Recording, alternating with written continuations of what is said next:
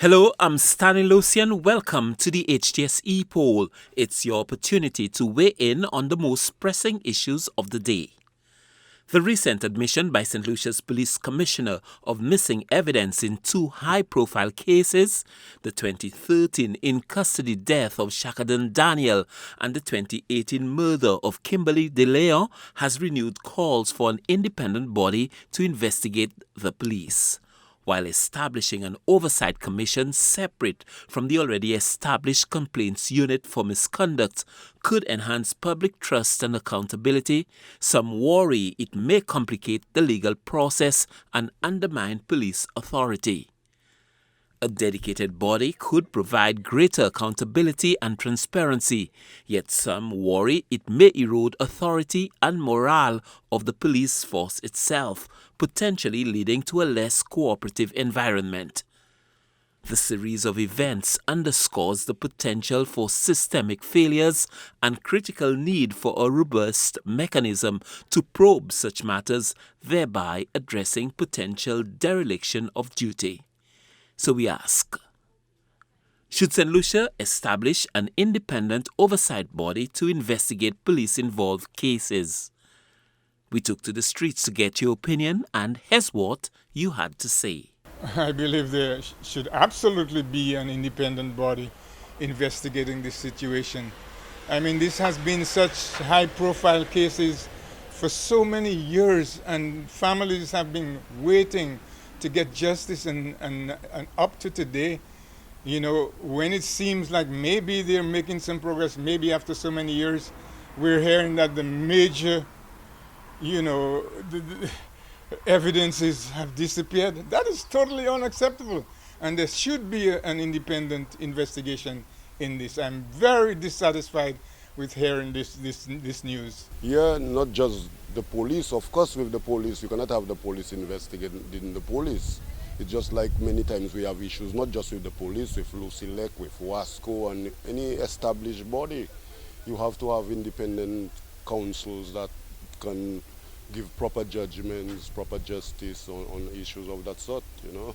So definitely that should have been established a long time ago. Why have such bodies and you don't have a counter for if in case problems and issues come in, that we have an independent area where one can go to, where one would be more confident, where one would give the necessary information. So yeah, it is definitely a plus, a yes. It should have been established long time. They should have even 2 or 3 police in that committee to investigate, and the public, you know, because if the evidence getting lost, it doesn't make sense for police to investigate police. Moi, je demande ça plus vite que possible dans le pays, parce que le pays a rappelé dans ça.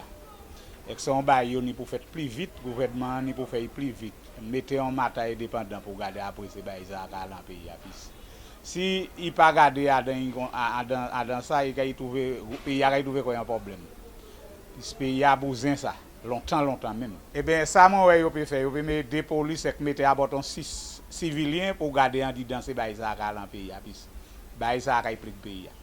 Yes, I believe there should be an independent body composed of mostly citizens and 1 or 2 police officers to regulate events that are happening and the way things are being dealt with by the Royal St. Lucia Police Force. Because all the time, police and people are putting confidence in police, so it is right that they could have an independent team to work with them, and therefore the public will have more trust in them.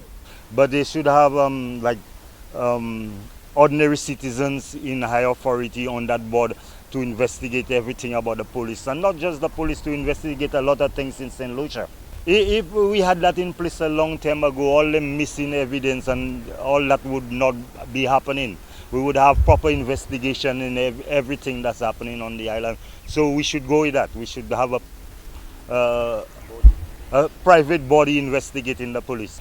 I believe it would be a very good idea. I think that in any institution like the police force, you would want to have the checks and balances to ensure that you don't have unreined power where individuals are just doing what they want and going above and beyond the law and exercising the law in a fashion that might not be in keeping with what the actual law is, to ensure that we have the proper checks and balances. And I think it is long overdue.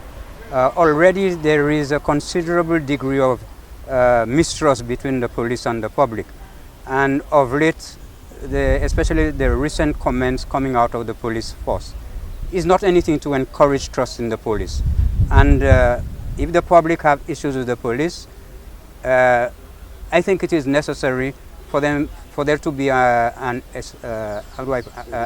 independent body that should investigate the police and not the police to investigate police, because we know that's not going to work. It has never worked and it will not work. Yeah, there should be an independent body. That should have been existing years ago, because you need a neutral body to investigate police officers. And we need as neutral and as strong an investigation body that can get to justice on police officers in this country. Just like we have an integrity commission we don't hear anything from. So let's hope that body being implemented can help these people come forward as well with better results for us. Yes, I definitely think that we should have an independent body. In any organization, I think that our aspiration is to do the right thing, whether it is something as important as policing. It's always good to have a regulatory authority that would be unbiased in their investigations to ensure that there's proper oversight and that the force is operating at the level that the citizens expect. Now to our new discussion. Global trade policies such as President Trump's U.S. tariff hikes are having a wide-ranging impact across the globe. Proponents in the U.S. of these Trump-era tariffs argue they protect U.S. domestic industries and could encourage local U.S. production. However, critics point out that these measures could lead to a ripple effect of higher prices for consumers, especially in countries that rely heavily on imports. For St. Lucians, this creates a complex situation where the potential for some economic shifts is outweighed by the direct financial burden of paying more for goods purchased from U.S. retailers. The question for many is how to navigate the global market where actions of one country have a direct impact on the cost of living at home. So we ask, considering the recent U.S. global trade tariffs, are you concerned about the rising cost of goods you buy online? Remember, our Epoll team is always on the go to get your responses as well. Watch the HTS News Force from 7 p.m. for the results and the new discussion.